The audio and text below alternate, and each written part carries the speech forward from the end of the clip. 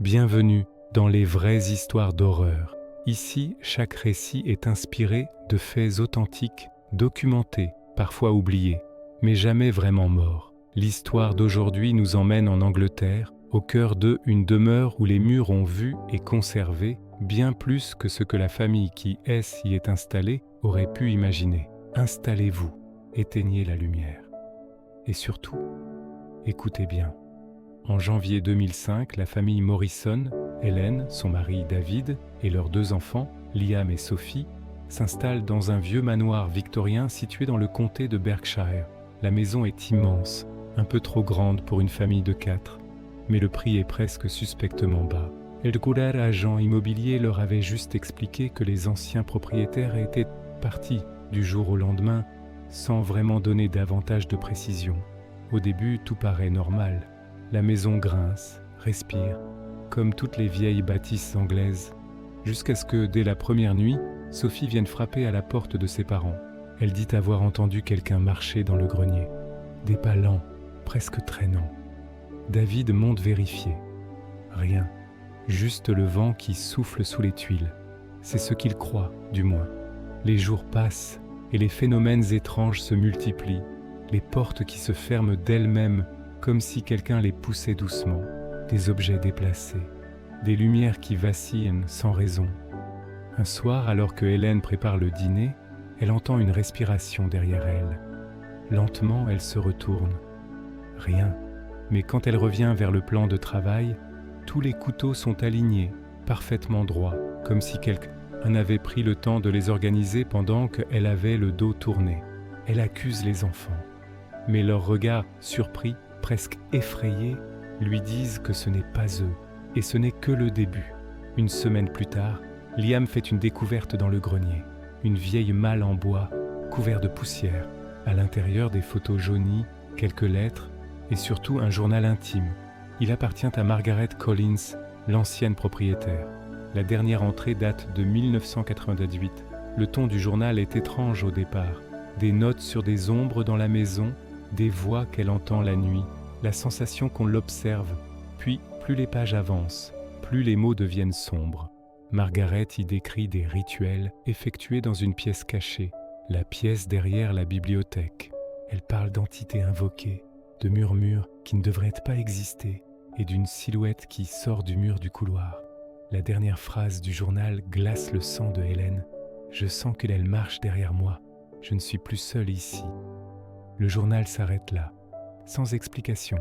Intriguée, la famille cherche la soi-disant pièce derrière la bibliothèque. Et elle existe. Derrière une rangée de vieux ouvrages, une porte en bois dissimule une petite salle circulaire. Les murs sont couverts de symboles tracés au charbon. Au centre, un cercle parfait, marqué par la cire fondue de centaines de bougies. David referme immédiatement la porte. Cette nuit-là, les Morrison ne dorment presque pas. Des chuchotements parcourent dans le grenier, puis descendent dans les escaliers. On dirait des voix, minuscules, comme si quelqu'un parlait juste derrière les cloisons. À 3h17 exactement, toutes les portes du manoir claquent en même temps. David, rationnel, décide d'installer des caméras de surveillance dans plusieurs pièces. Pour prouver que c'est le vent, dit-il. La première nuit d'enregistrement ne montre rien, la seconde nuit non plus.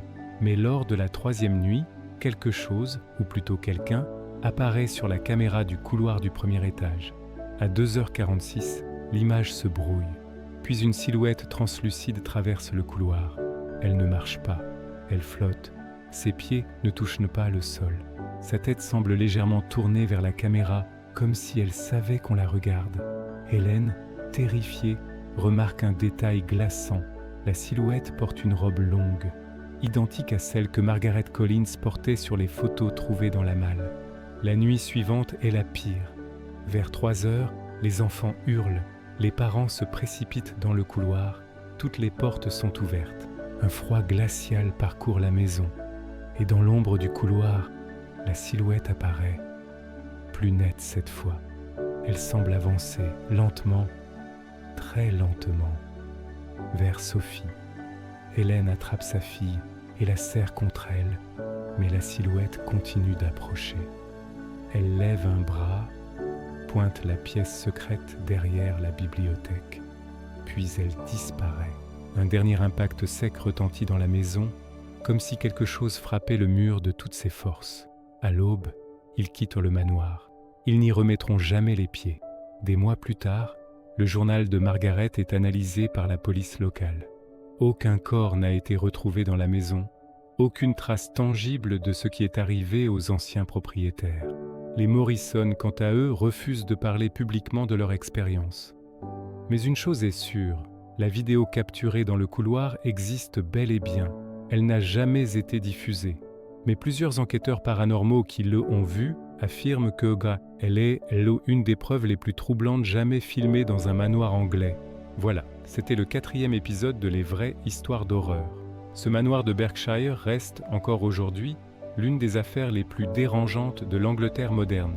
Si l'histoire vous a glacé le sang, dites-le moi en commentaire. Pensez à liker, à partager et surtout à vous abonner pour ne manquer aucun nouvel épisode. À très vite et faites attention aux maisons trop silencieuses.